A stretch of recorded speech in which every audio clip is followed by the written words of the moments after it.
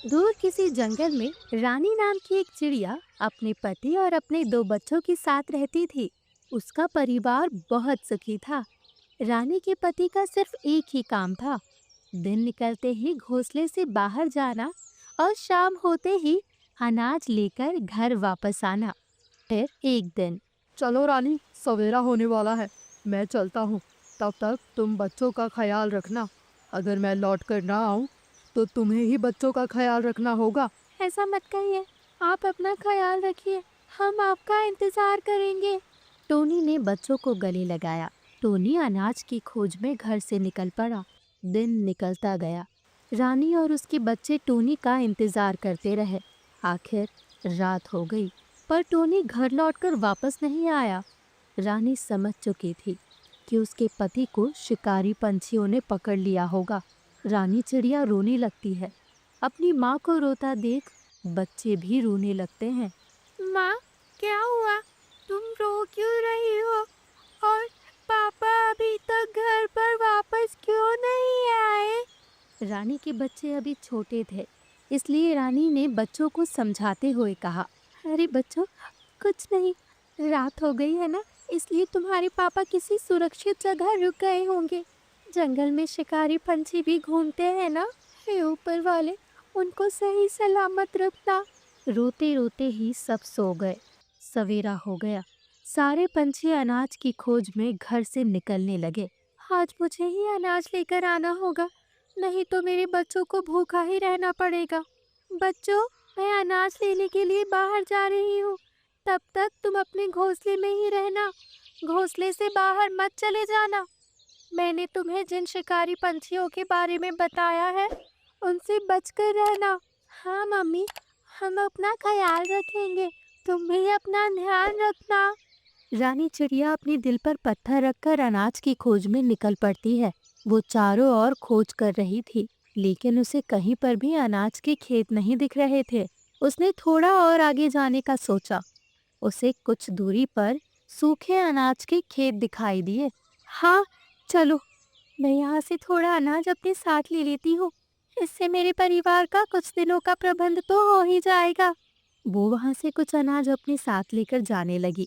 तभी अचानक से तेज हवाएं चलने लगी और आसमान भी जोर जोर से गरजने लगा। थोड़ी ही देर में बहुत तेज बारिश होने वाली है। मुझे जल्दी से घर जाना होगा। बच्चे मेरी राह देख रहे होंगे। तेज हवाओं में रानी अपने घर की ओर जाने लगी। रानी चिड़िया को तेज हवाओं की वजह से उड़ने में दिक्कत आ रही थी, लेकिन उसे अपने बच्चों के पास भी जाना था। वैसे ही एक लकड़ी का टुकड़ा उड़कर उसके सर में जा टकराया और वो जमीन पर जाकर गिर गई। रानी चिड़िया बेहोश हो गई। कुछ देर बाद बारिश शुरू हो गई और रानी चिड़िया बेहोशी से जाग गई। मैं यहाँ क्या कर रही हूँ? वो अपनी याददाश्त खो चुकी थी। वो एक पेड़ पर जाकर बैठ गई। इधर बच्चे डरे हुए अपने घोंसले में बैठे हुए थे। वो अपनी माँ का इंतजार कर रहे थे। तभी वहां पर एक शिकारी पंछी आ जाता है। मुझे यहाँ कहीं से चिड़िया के बच्चों की खुशबू आ रही है। लगता है इस तेज बारिश में मुझे चिड़िया के बच्चे खाने मिलेंगे। चलो, उन्हें ढूंढता हूँ। इधर रानी चिड़िया बारिश में भीग रही थी। उसे कुछ समझ में नहीं आ रहा था। उसी पेड़ पर बबली चिड़िया का घोंसला था। बबली को यह एहसास हो गया कि वो चिड़िया जरूर कोई न कोई मुसीबत में है। बबली खिड़की से रानी चिड़िया को देख रही थी। उसने देखा कि वो चिड़िया बहुत देर से वहां पर बैठी हुई है। उसने अपने घर का दरवाजा खोल दिया। हरी चिड़िया बहन, तुम भीग क्यों रही हो? चलो, अंदर आ जाओ। रानी चिड़िया घोंसले के अंदर आ जाती है। वो अपना नाम तक भूल चुकी थी। चिड़िया, यहाँ आ जाओ, यहाँ तुम सूख जाओगी और तुम्हें बेहतर महसूस होगा। अरे, ये क्या? तुम्हारे सर पर तो चोट लगी है। क्या तुम पर किसी शिकारी पंछी का हमला हुआ था? और तुम्हारा नाम क्या है? मुझे मुझे नहीं पता ये चोट कैसे लगी, और मुझे मेरा नाम भी याद नहीं आ रहा। लगता है तुम्हारी तबीयत ठीक नहीं है। तुम थोड़ी देर के लिए आराम करो, मैं तुम्हारी चोट पर मलहम पट्टी कर देती हूँ। उसे अब अच्छा महसूस हो रहा था। वो खिड़की से बारिश को निहारने लगी। वो अपने परिवार को भूल चुकी थी। भैया, भैया मुझे बहुत डर लग रहा है। माँ कब आएगी? डरो मत पिंकी, मैं हूं ना तुम्हारे साथ। मम्मी पापा जल्दी ही आ जाएंगे। चिंटू बड़ा था, इसलिए उसे थोड़ी समझ थी। वो दोनों एक दूसरे के पास बैठे हुए थे। तभी वहां पर शिकारी पंछी आ जाता है। आखिरकार तुम दोनों मिल ही गए। मम्मी, पापा, हमें बचाइए। इधर रानी चिड़िया बबली के साथ खाना खा लेती है। बहन, अब रात हो गई है, तुम्हें सो जाना चाहिए। रानी बबली चिड़िया और उसके बच्चों को देख रही थी। बबली के बच्चे उसके साथ खेल रहे थे। उन्हें देखकर रानी को थोड़ा थोड़ा याद आने लगा। उसे अपने बच्चे याद आ रहे थे। कैसे वो अपने बच्चों के साथ खेलती थी, कैसे अपने बच्चों को प्यार करती थी। अरे बहन, मुझे याद आ गया। मेरे 2 बच्चे हैं। हमारा छोटा सा परिवार है। मेरे पति का नाम टोनी और मेरा रानी है। मैं पास वाले सुंदरवन जंगल में रहती हूँ। ये तो बहुत अच्छा हुआ, तुम्हें थोड़ा थोड़ा याद आ रहा है। हाँ बहन, लेकिन मुझे ये याद नहीं आ रहा कि मैं सुंदरवन जंगल में कहाँ पर रहती हूँ। मुझे मेरे बच्चों की याद आ रही है। मेरे बच्चे किसी मुसीबत में तो नहीं होंगे? रानी तुम चिंता मत करो, तुम्हारे बच्चे बिल्कुल ठीक होंगे। तभी बबली का पति घर लौट आता है। अरे ये चिड़िया कौन है? ये तो हमारे जंगल की नहीं दिख रही।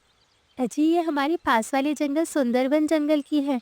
सर पर चोट लगने की वजह से ये अपनी याददाश्त भूल गई थी, लेकिन थोड़ी देर पहले ही इसे सब याद आ गया है। इसका नाम रानी है। ये अपने पति टोनी और अपने 2 बच्चों के साथ रहती है। हमें इसके घोंसले को ढूंढना होगा और इसे इसके परिवार से मिलवाना होगा। मैं तुम्हारे परिवार की खोज करता हूँ। ऐसा कहकर बबली का पति रानी के परिवार को ढूंढने के लिए निकल पड़ता है। थोड़ी दूर आने पर उसने देखा कि एक अकेला पंछी एक चील शिकारी के साथ लड़ रहा है। अरे मुझे तो इसकी मदद करनी चाहिए। बबली का पति उस पंछी की मदद करता है। वो दोनों मिलकर शिकारी पंछी को भगाने में कामयाब हो जाते हैं। अरे दोस्त, तुमने मेरी मदद करके मुझ पर बहुत बड़ा एहसान किया है। मैं तुम्हारा बहुत बहुत शुक्रगुजार हूँ। लेकिन तुम इस जंगल के तो नहीं लगते। मैं तो एक ज़रूरी काम के लिए निकला था। दरअसल मैं रानी नाम की चिड़िया के घोंसले को ढूंढ रहा था। उसके बच्चे मुश्किल में होंगे। मैं उसके परिवार को ढूंढ रहा हूँ। अरे हाँ हाँ, मैं उसका पति टोनी हूँ। क्या रानी सुरक्षित है? हाँ दोस्त, वो सही सलामत हमारे घोंसले में है।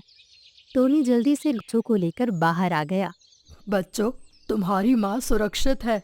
चलो हम उनके पास चलते हैं। टोनी और बबली का पति दोनों बच्चों को लेकर रानी के पास आ जाते हैं। रानी चिड़िया टोनी को देखकर बहुत खुश हो जाती है। माँ, तुम कहाँ चली गई थी? हमें आपकी बहुत याद आई। पापा भी कहाँ चले गए थे? मैं शिकारी पंछियों के जाल में फंस गया था। जैसे तैसे करके मैं वहां से भाग कर आ गया। जब मैं घोंसले के पास आ गया, मैंने देखा कि शिकारी चील हमारे बच्चों को परेशान कर रहा था। मैं उससे मुकाबला कर ही रहा था, तभी इन भाई साहब ने मेरी मदद की। आप दोनों का बहुत बहुत शुक्रिया। हम आपका यह एहसान कभी नहीं भूलेंगे।